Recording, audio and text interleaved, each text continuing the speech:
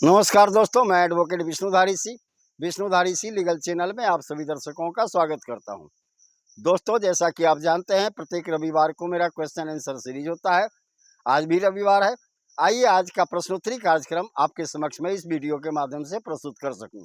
दोस्तों, पहला प्रश्न है सुखविंदर कौर जी का। ये पंजाब की रहने वाली हैं। इन्होंने अपने प्रश्न में कहा कि मेरे पति के पास 350 गज का एक प्लॉट है जो पैतृक संपत्ति है। उसमें उन्होंने आधे संपत्ति को दूसरे व्यक्तियों के हाथ से बेच दी। मैंने सिविल कोर्ट में टाइटल डिक्लेरेशन सूट फाइल कर रखा है।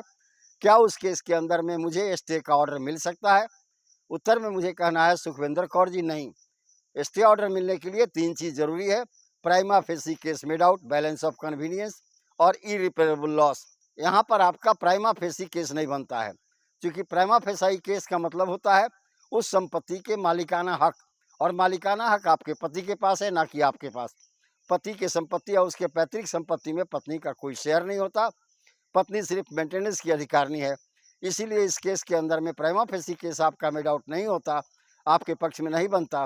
इसीलिए आपके पक्ष में स्टे ऑर्डर न्यायालय के द्वारा जारी नहीं किया जा सकता। अगला प्रश्न है ओम प्रकाश शर्मा जी का। इन्होंने अपने प्रश्न में कहा कि मेरे घर के पैतृक संपत्ति में बंटवारा नहीं हुआ है, लेकिन मेरे बड़े भाई ने सारे पैतृक संपत्ति को बाहरी व्यक्तियों के हाथ से बेच दिया। क्या अब ऐसी परिस्थिति में मुझे उस संपत्ति में हिस्सा मिल सकता है? उत्तर में कहना है ओम प्रकाश जी, निश्चित तौर पर आपका हिस्सा मिल सकता है। टाइटल पार्टीशन सूट फाइल करने के लिए समय सीमा आपका 12 साल है। रजिस्ट्री जिस दिन हो गई है उस दिन से, आप जिस दिन से रजिस्ट्री हुई है उस दिन से 12 साल के अंदर में न्यायालय में टाइटल पार्टीशन कम डिक्लेरेशन सूट का मुकदमा करें और अपने भाई के द्वारा बेचे गए रजिस्ट्री को कैंसिल करवाने के साथ साथ उस संपत्ति में अपना हिस्सा प्राप्त करें। अगला प्रश्न है प्रतिमा जी का। इन्होंने अपने प्रश्न में कहा कि एग्रीमेंट टू सेल किसी संपत्ति को बेचने के लिए नहीं बना है, डायरेक्ट संपत्ति बेच दी गई है। क्या है रजिस्ट्री लीगल है? उत्तर में मुझे कहना है नहीं प्रतिमा जी। एग्रीमेंट टू सेल सिर्फ इसलिए बनता है ताकि आपका एक प्रोटेक्शन हो सके, आप अपनी संपत्ति को किसी बाह्य आदमी के हाथ से न बेच सके। इस केस में आपने डायरेक्ट संपत्ति बेची है, कोई परेशानी कानून के रूप से आपके अगेंस्ट में नहीं होगी। अगला प्रश्न है एक ग्रामवासी का। इन्होंने अपने प्रश्न में कहा कि एक जमीन मैंने सेल डीड से खरीद की है। सर्वे चलने के चलते अभी तत्काल उसका म्यूटेशन नहीं हो पा रहा है। म्यूटेशन होने में महीनों समय लग सकते हैं। क्या ऐसी परिस्थिति में मेरा जमीन मेरे हाथ से निकल जाएगा? उत्तर में मुझे कहना है नहीं, जमीन आपका ही है। अगर आपने वैलिड ट्रांसफर होल्डर से लिया है, वैलिड ऑनर से लिया है, वह व्यक्ति जिसकी निजी जमीन थी और उसने आपको सही ढंग से रजिस्ट्री किया है, तो वह जमीन आपकी ही होगी, भले म्यूटेशन उसका हो या न हो।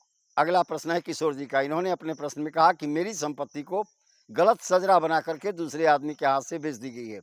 क्या मैं उस सेल डीड को कैंसिल करा सकता हूँ? उत्तर में मुझे कहना है किशोर जी, निश्चित तौर पर आप उस सेल डीड को कैंसिल करा सकते हैं। किसी भी व्यक्ति के नाम पर गलत सजरा बनाकर संपत्ति नहीं बेची जा सकती। इसे हम false and fabricated sale deed कहते हैं। अगला प्रश्न है प्रेमदा जी का। इन्होंने अपने प्रश्न में कहा कि मेरे पिताजी काफ़ी शराब पीते थे और परिवार के अन्य लोगों को ही पिलाते थे। मैं अपने पिताजी की एकमात्र बेटी हूँ। मुझे अब शक है कि पिताजी पैतृक संपत्ति को अपने भाई या अपने भतीजे के नाम पर ट्रांसफ़र कर देंगे। क्या मैं उस पर रोक लगा सकती हूँ? उसका क्या प्रावधान है? उत्तर में मुझे कहना है प्रेमदा जी, आप सिविल कोर्ट में जाएं, चूँकि आपने कहा है कि संपत्ति पैतृक है। ऐसी परिस्थिति में किसी भी पैतृक संपत्ति को उसका पिता किसी अन्य बाहरी व्यक्तियों को सिर्फ 3 ही परिस्थिति में बेच सकता है: परिवार की आवश्यकता की पूर्ति के लिए, परिवार के विकास के लिए और पायस पर्पज़ के लिए।